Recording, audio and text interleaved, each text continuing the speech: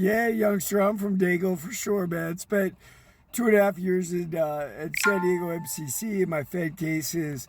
I moved from New York when I was 14 out to San Diego, and so a lot of my formative experiences, adult experiences, are in San Diego. Now I've bounced around so much. I was in Europe. I was in San Francisco. That when people ask me where I'm from now, and I live in Utah now, I don't even know what to tell them anymore.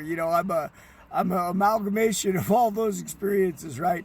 But let's talk about it in relation to the fight game. San Diego had a lot, of ex-military coming back from their tours, settling in San Diego. Why? Because they learned about San Diego from being in the Navy, from being in the Marines, from maybe being in the Army.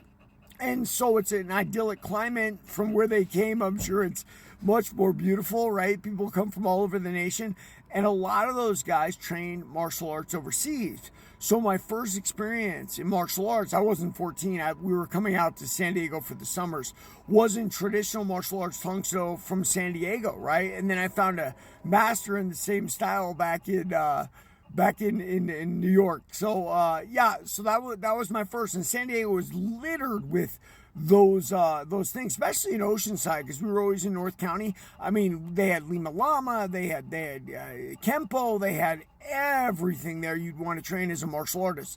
Then let's go into the more full contact phase. Black Tiger was the first gym. It was opened by Vince Sobranos. Now, ironically, Vince Sobranos had some legal issues, moved to China, and guess what? He's killing it over there in China. I'll make no comment on his legal issues. It's a nasty story. But most of the MMA guys now that you see as coaches came out of that Black Tiger. Like Manolo Hurricane Hernandez, who owns Team Awesome. I think he changed it to 10th Planet for the marketing.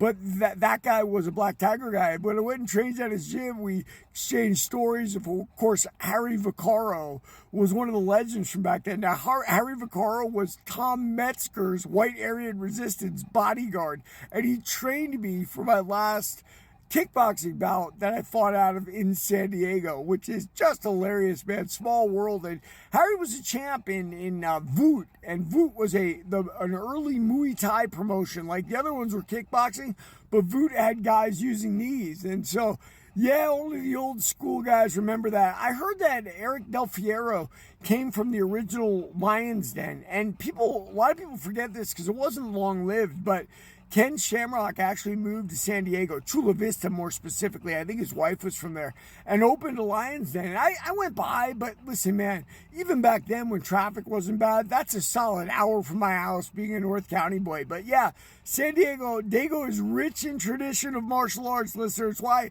champs still go there today for lessons. I'm sad that Alliance didn't make it, but those things are all business issues, how things work out with people, how the money's divided and all that. So yeah, it is what it is, man. Everybody, like and subscribe for more on the fight game.